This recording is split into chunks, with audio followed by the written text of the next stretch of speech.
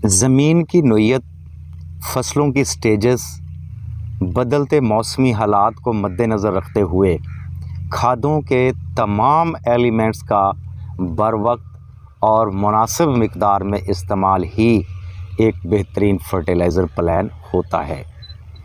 Actual हम क्या करते हैं, देखें, हम मेजर एलिमेंट को आम तौर पे फोकस करते हैं, डीएपी या अदर सोर्स, यूरिया या अदर सोर्स, इसके अलावा पोटाशियम।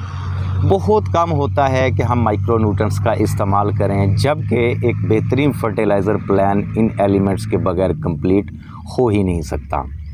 हम ज़्यादा से ज़्यादा क्या करते हैं कि सेकेंडरी एलिमेंट में सल्फ़र इस्तेमाल कर लेते हैं, प्राइमरी एलिमेंट में जिंक या बोरॉन इस्तेमाल कर लेते हैं, जबकि इसके अलावा बहुत सारे एलिमेंट होते हैं जिनकी अहमियत अपनी जगह है। एक बात जहन में रखिएगा, हमारी फसलों के कलर को मेंटेन रखने के लिए, इनकी ग्रोथ को बेहतर रखने के लिए, इनकी शगुफ़ा साजी को बेहतर करने के लिए, इनके फ्लावरिंग के लिए, फ्रूटिंग के लिए, नसारे के लिए और इसकी पोलिनेशन के लिए इन सारे एलिमेंट्स का अहम रोल होता है। खुराक को ट्रांसलोकेशन देने में, ट्रांसपोर्ट करने में और एक दूसरे एलिमेंट की अफादियत को बढ़ाने में इन माइक्रो न्यूट्रिएंट्स का बहुत अच्छा रोल होता है। और अगर इनकी कमी या किसी एक एलिमेंट की कमी हमारे पौधे पे आ जाती है और वो शिद्दत इख्तियार कर जाती है, तो याद रखें हमारा पौधा रुक जाता है। और पौधा रुक जाने से हमारी ईल्ड पे मुतासर होती है, तो इसकी कमी को मेजर एलिमेंट पूरा नहीं करते हैं। ये एक बात जहन में रखिएगा हमेशा कि ये एलिमेंट एक दूसरे की दस्तयाबी को बेहतर करने में और इनकी अफादियत को बढ़ाने में मावन ज़रूर होते हैं, लेकिन एक दूसरे का मुतबादल नहीं होते हैं। जिस एलिमेंट की कमी हमारे पौधे को है वही एलिमेंट यूज़ होगा तो फिर मामलात बेहतरी की तरफ आते हैं। अगर वो शिद्दत इख्तियार कर जाए इसकी कमी, तो फिर ईल्ड में काफ़ी फ़र्क पड़ जाता है। पिछले साल हमने धान की फसल के ऊपर सल्फ़र की कमी भी देखी है, जिंक की कमी भी देखी है, आयरन की कमी भी देखी है और मैग्नीशियम की कमी भी देखी है।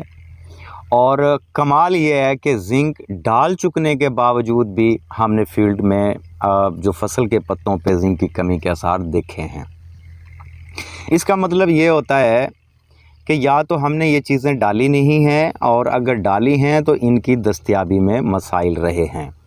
अब इनकी दस्तयाबी के हवाले से काफ़ी सारे वजूहात होती हैं, ज़मीन के स्ट्रक्चर के हवाले से, हाई पीएच के हवाले से, और भी कुछ मामलात हैं। अब एक सवाल मेरे जहन में आता है, और ज़ाहिरी बात है जब सवाल मेरे जहन में आता है तो ऑडियंस के जहन में भी आता होगा कि ये सारी चीज़ें जिनका मैं ज़िक्र कर रहा हूँ, आज से अगर हम पीछे चले जाएं 10-15 साल, तो वहाँ पे लोग इन चीज़ों को नहीं जानते थे और पौधों के ऊपर इनकी कमी भी नहीं आती थी। तो अब ये क्यों ज़रूरी हो गए हैं? क्या जो फसलें होती हैं वो अपना मिजाज तब्दील करती हैं? मेरा ख़्याल है कि ऐसा नहीं है। पौधों को ट्रेस एलिमेंट की ज़रूरत उस वक़्त भी होती थी, पौधों को ट्रेस एलिमेंट की ज़रूरत आजकल भी होती है, और मिजाज तब्दील हुआ है हमारी ज़मीन का।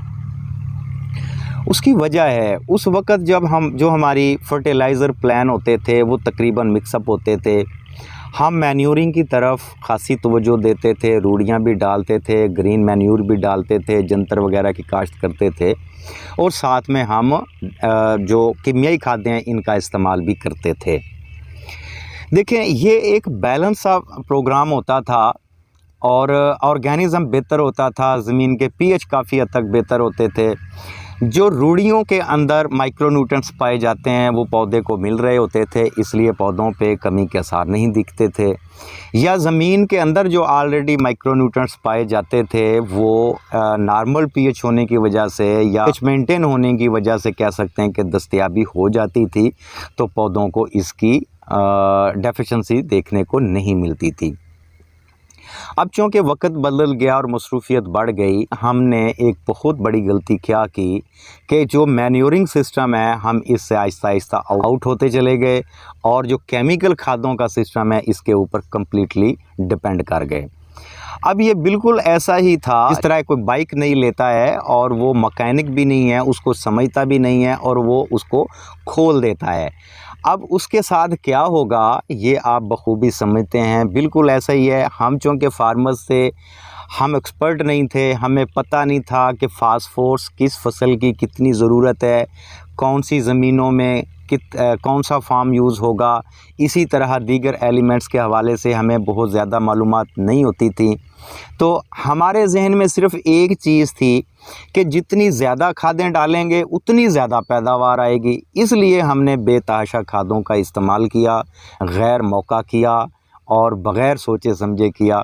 तो जिसकी वजह से हमारी जो ज़मीन का स्ट्रक्चर है बुरी तरह तबाह हुआ, पीएच जो है वो बहुत हाई हो गए। और आपको पता है कि 8 से प्लस अगर पीएच होता है तो जिंक समेत बहुत सारे एलिमेंट ऐसे होते हैं जिनकी दस्तयाबी बहुत कम होती है या बिल्कुल नहीं होती है।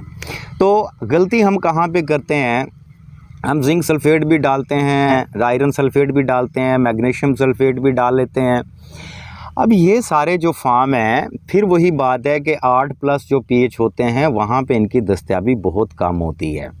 तो ये चीज़ें डालने के बावजूद भी, ख़र्चा कर लेने के बावजूद भी खुराकी अज्जा की कमी देखने को आ जाती है। तो इसका बेहतरीन हल क्या है? हम क्या करते हैं अपनी जो फार्मों पे, हम चिलेट हालत के माइक्रो न्यूट्रिएंट्स इस्तेमाल करते हैं, उनकी दस्तयाबी यकीनी होती है। देखिए स्टेज को देखते हुए धान की फसल में इसे 2 दफ़ा यूज़ किया जाता है। जैसा कि टिलर्स के टाइम पे पौधे का ज़ोर लग रहा होता है और इसके बाद गोब की हालत पे जब पौधा जाता है वहाँ पे पौधे का ज़ोर लग रहा होता है। और ऐसी हालत में जो एलिमेंट्स होते हैं इनकी कमी आमतौर पे आ जाती है और पौधा स्ट्रेस में चला जाता है। तो इसलिए आप जब शगुफ़ा साजी का टाइम हो, यानी कि नाइट्रोजनी पहली खाद जो 12 से 18 दिन के अंदर यूज़ करनी होती है, वहाँ पे 5 किलो सुल्तान के नाम से प्रोडक्ट है, आप उसे यूज़ कर सकते हैं। हमारे फार्मों पे ये यूज़ होता है। और दूसरा गोब की हालत पे आप 5 किलो फ़ियाकड़ के हिसाब से यूज़ कर लें। इसमें sulphur, zinc, boron, copper, magnesium, manganese, molybdenum, iron, ये तकरीबन 9 एलिमेंट पाए जाते हैं और ख़ासी क्वांटिटी में पाए जाते हैं। टोटल चिलेट हालत में है, फ़ौरी दस्तयाब होता है और यकीनी दस्तयाब होता है। अगर आप चिलेट हालत का माइक्रो न्यूट्रिएंट्स यूज़ करते हैं तो आप अपनी फसल को डेफिशिएंसी से बचा सकते हैं, खुराकी अज्जा की कमी से बचा के एक अच्छी ईल्ड हासिल कर सकते हैं। खादों की दस्तयाबी के हवाले से नेक्स्ट टाइम इंशाल्लाह बहुत जल्द मैं एक वीडियो लेके आ रहा हूँ और ये आपके लिए बड़ी हेल्पफुल हो जाएगी। मुझे उम्मीद है आज की वीडियो भी आपके लिए हेल्पफुल है। आज की वीडियो में इतना ही, इजाज़त दीजिए। अल्लाह हाफ़िज़।